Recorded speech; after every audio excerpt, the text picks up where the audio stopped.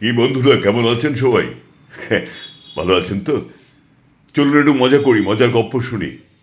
হ্যাঁ, তবে একটা কথা বলি, আপনারা কিন্তু আমাকে উৎসাহিত করেন না।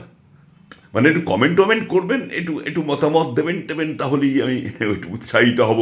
আরও নতুন নতুন গল্প, নতুন নতুন হাসি মজা ঠাট্টা সমস্ত ভাবতে শুরু করবো, তাই না?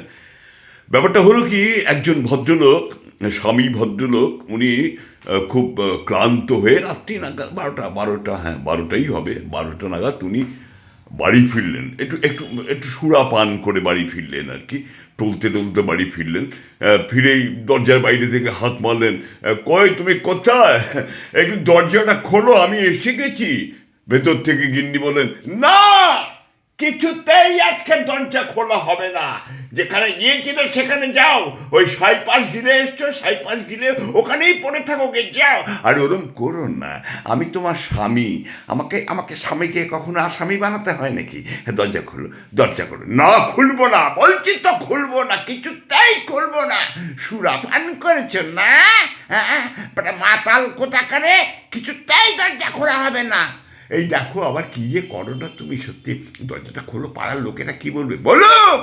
আমি তো চাই পাড়ার লোকেরা বলুক। তাহলে কি তুমি দরজা খুলবে না? ঠিক করেছো না, খুলবো না, খুলবো না, খুলবো না। ও দেখো, তাহলে কিন্তু আমি আমার জীবনটাকে দিয়ে দিচ্ছি।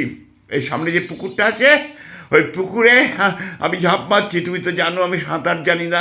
আমি ঝাঁপ মেরে জীবনে বিসর্জন দিয়ে দিচ্ছি, কিন্তু যা খুশি করোগে যাও। বউ আর কোনো কথা বললো না। খানিকক্ষণ পরে ভদ্রলোক দেখলো যে উঠোনে একটা ইট পড়ে আছে। ইটটা নিয়ে আস্তে আস্তে টলতে টলতে গিয়ে পুকুরের জলে ঝাপাং করে ইটটাকে ছুঁড়ে মারলো। যেই ছুঁড়ে মারলো, ভেতর থেকে বউ বলে, রে সত্যি কি পুকুরে ঝাঁপ দিল নাকি? তাহলে কি, এবার দেখতে হচ্ছে ব্যাপারটা। যেই দরজাটা খুলে বাইরে বেরিয়েছে, পুকুর পাড়ে গেছে, দেখ কই না তো, কিছু তো নয়। আর এ করেছে কি, এই সুযোগে টুক করে ঘরের মধ্যে ঢুকে দরজাটা বন্ধ করে দিয়েছে। এবারে বউ এসে বলছে, কি, তুমি তো পুকুরে ঝাঁপ দাওনি, তুমি ভেতরে ঢুকে দরজা বন্ধ করে দিয়েছ। দরজা খোলো বলে দিচ্ছি, দরজা খোলো। খুলবো না, খুলবো না। খুলবে না তো? আমি কিন্তু চেঁচিয়ে লোক ডাকবো। হ্যাঁ, জোরে জোরে চেঁচাও, যত খুশি চেঁচাও। পাড়ার লোকেরা আসুক এবং তাদের সামনে আমি শুধু জিজ্ঞেস করবো একটা কথাই। কি জিজ্ঞেস করবে? আমি জিজ্ঞেস করবো একটা কথাই, এত রাতে নাইট ড্রেস পরে তুমি কোথায় গিয়েছিলে?